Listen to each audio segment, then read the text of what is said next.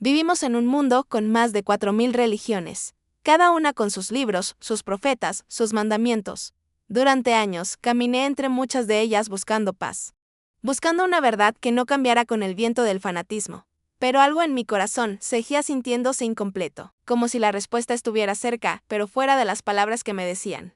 Fue entonces cuando encontré el hinduismo. No como una religión que me exigía creer, sino como un camino que me invitaba a experimentar. No me prometía el cielo, me enseñaba a encontrarlo dentro de mí. No fue una decisión emocional, fue una transformación interior. Porque en un mundo que te dice quién ser, cómo orar, cómo vivir, encontré en el hinduismo el permiso de volver a mí misma.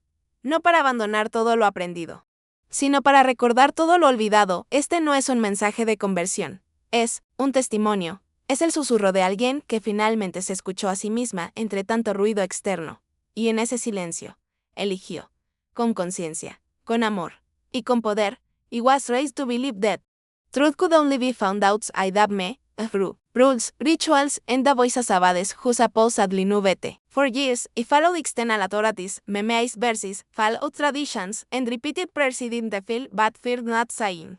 And yet, with all my obedience, my soul remained restless. There was always a quiet question echoing. Deep inside, is this all there is to knowing God? Then came a season in my life where silence became my only sanctuary. I wasn't looking for a new religion. I wasn't trying to rebel. I was trying to breathe. I needed to feel something real, not just recite. The TSONC teachings of Hinduism came into my life not loudly, not through a missionary, but gently, through ancient verses and subtle insights. Something within me started to stay. For the first time, I was being pointed inward. I wasn't told to believe. I was invited to experience, to sit in stillness, to observe my thoughts, to realize it was not my emotions, not my fears, not my titles. It was something eternal behind it all. Se Bhagavad Gita didn't command me to worship, it offered me the tools to see clearly. The Upanishads didn't scare me into obedience, they reminded me that the divine was not afar off being judging. Me from the clouds, the divine was within me, always had been. And I had forgotten. The more I studied, the more I felt like I was remembering something ancient in my bones. Something that was never foreign to me. Just hidden by noise. This inner connection changed how I saw the world. No longer did I feel desperate to please an invisible authority. I began to understand that my life is not a test I must pass, but an opportunity to awaken. Every breath became a sacred act. Every silence became a doorway. I wasn't just learning spirituality, I was becoming it. Slowly, layers of shame, fear, and guilt started peeling away. And what remained was the emptiness. It was awareness. Peaceful, present awareness. The truth is, I didn't come back to Hinduism. I reconnected with the part of myself that was never lost, just unseen. I didn't need to be saved, I needed to wake up. And that is what this path helped me do. It didn't give me answers. It gave me the courage to ask the right questions. And in the stillness that followed, I had something I had missed my entire life, myself. Encontré a Dios el día que dejé de buscarlo fuera de mí. In many of the religious spaces I encountered throughout my life, there was always a line, visible or invisible, that divided us from them. People who believed the same were welcome. People who didn't way repeated, right, or ignored. Every system seemed to come with a set of rules carved in stone. There were doctrines I had to accept without question, and if I dared to think differently, I was told I was trying, sinning, or losing my way. There was very little room for explanation, and even less room for doubt. But deep inside, I had questions, hard ones. And I wasn't looking for rebellion, I was looking for truth that could stand unshaken even when questioned. What drew me toward Hinduism was not just its wisdom, but its humility. It didn't demand that I follow a single path.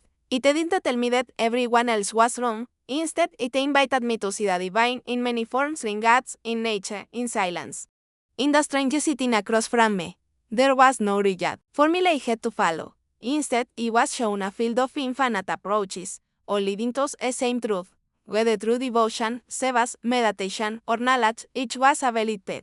Igualiane. That level of spiritual freedom was something I had never experienced before. It was also the first time I encountered a worldview that didn't see animals, plants, or even rivers as less than or separate from us.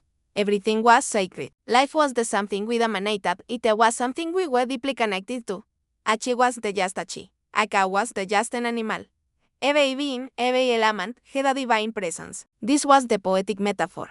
It was a way of life. This teaching awakened something profound in me.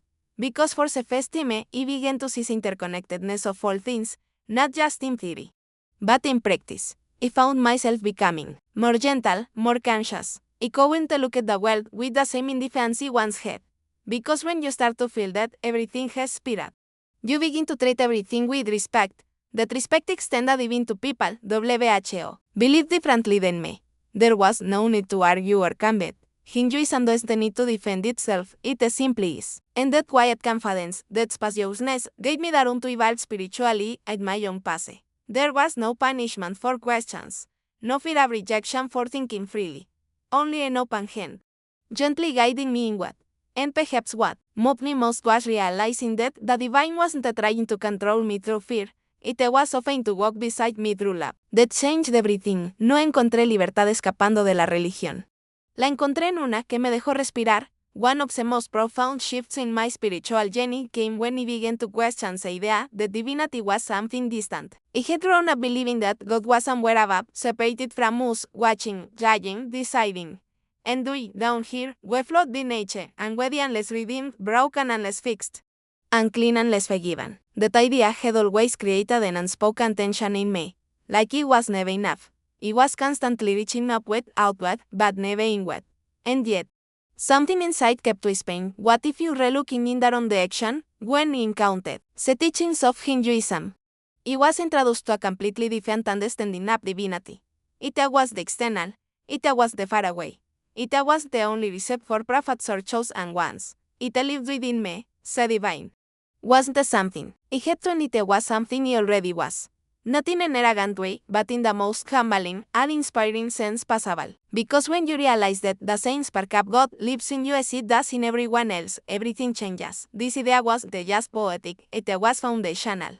The Atman, the inner self, is not separate from Brahman, the ultimate reality. That means the essence of who I am is not flawed or distant from God, it is God. And that realization didn't make me proud. It made me quiet. It brought me to tears. Because for the first time, I felt sacred within my own skin. I didn't have to go somewhere holy to find holiness. I was carrying it with me all along. This way of seeing the world began to transform how I saw the people. No one was just their behavior. No one was beyond redemption. Everyone, regardless of their past, their pain, their beliefs, carried the same light within them. It was no longer us and them.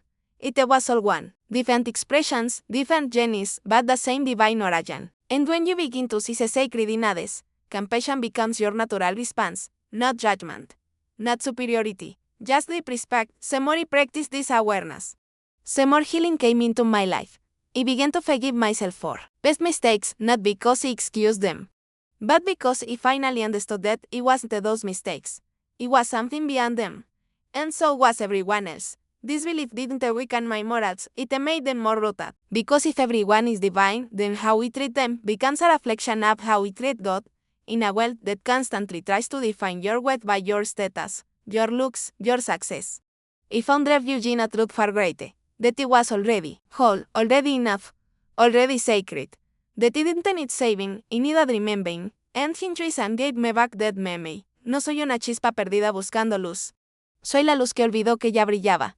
Life has a way of pulling us in every direction. From a young age, we are taught to chase success, relationships, approval, possessions. We are taught that happiness lies somewhere just beyond the vacant moment. And so we run endlessly towards something we can never quite hold. I lived like that for a long time, always chasing, always fearing loss, always tying my peace to people or things I could never control. And every time some things slipped away, so did my sense of stability. I was tired of living like a prisoner of outcomes. When I came across the teachings of Hinduism, one concept kept appearing like a key twist through every text, every practice, every teacher: detachment, not as coldness or indifference, but as inner freedom. I learned that detachment didn't mean not loving. It meant loving without clinging. It didn't mean not feeling. It meant not becoming a slave to feelings. For the first time, I was shown a way to live with open hands, not clenched fists. The Bhagavad Gita spoke up performing actions without